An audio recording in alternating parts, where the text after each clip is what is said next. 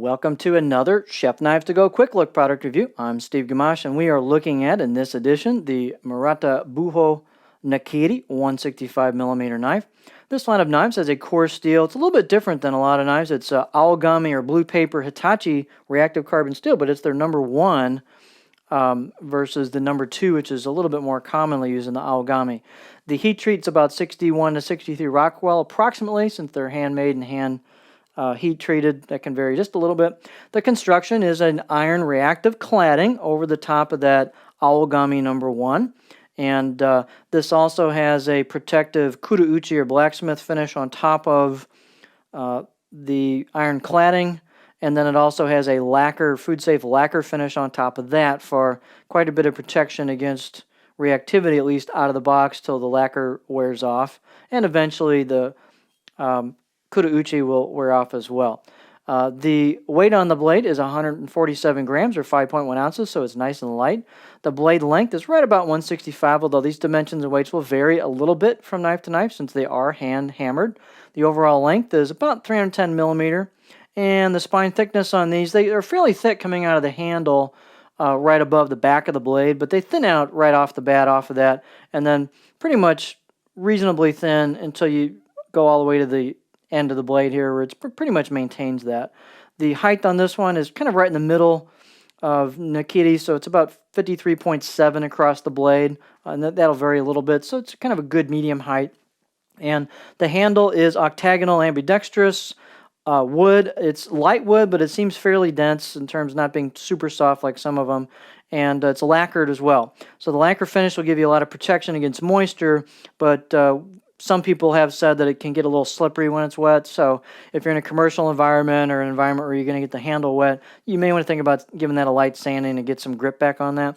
The circumference of the handle measured right about here where the ferrule would normally be is about 73 millimeter, just under 3 inches, and the blade, this particular blade is really well designed for a pinch grip. You've got a back of the blade, the choil into the curve of the neck or emoto, and you've got a little bit of a generous amount there to put your finger right in there. So there's some clearance there for a perfect crook to stick your finger and on a nice pinch grip. And you've got good relief on this. It's not super refined, but it's very comfortable, as well as the spine. So this is ready to rock and roll right out of the box, except for, we'll talk about the edge just a little bit. So balance point is just in front of that pinch grip, or pretty darn close to a pinch grip. Very neutral, comfortable, nimble feel to this blade. It feels very good in the hand.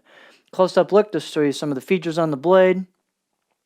They've got this maker, I like this maker's finish. They've got a hammered finish that's subtle, but definitely super handcrafted look to it.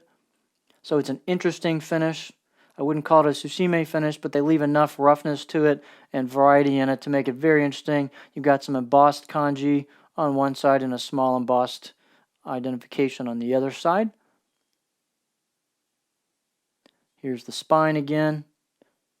It thins down and just pretty much stays that way till the end of the blade. Handle, nice fit and finish on the handle. Not too much else to say on that. The profile on this is fairly flat. It's not dead flat, but let's take a look at it on a cutting board. And these are actually pretty thin right behind the edge, so the performance on these is really solid. It's a solid Nakiri. It's Nakiri, excuse me. It's not ultra thin, but it's just a good solid performer.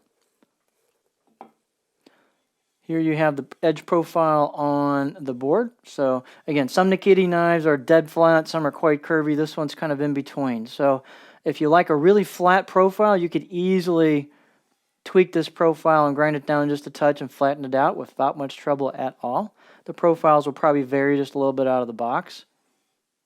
Out of the box sharpness on these is okay, but I think that's mainly because there's a lacquer finish on the blade, and it goes all the way down to the edge. So I would recommend that you go ahead and just throw this on a sharpening stone or two to just take that lacquer finish off and maybe touch the edge up a little bit. These will get screaming sharp. I went ahead and sharpened up really great. It does not take much just to get the lacquer off if that's all you want to do. But this sharpens up really super nice, takes a great edge. It's good, solid performing Nakiri at a good price. So it's got a lot of nice character and feel to it. So there you have the Murata Buho Nakiri 165 millimeter knife.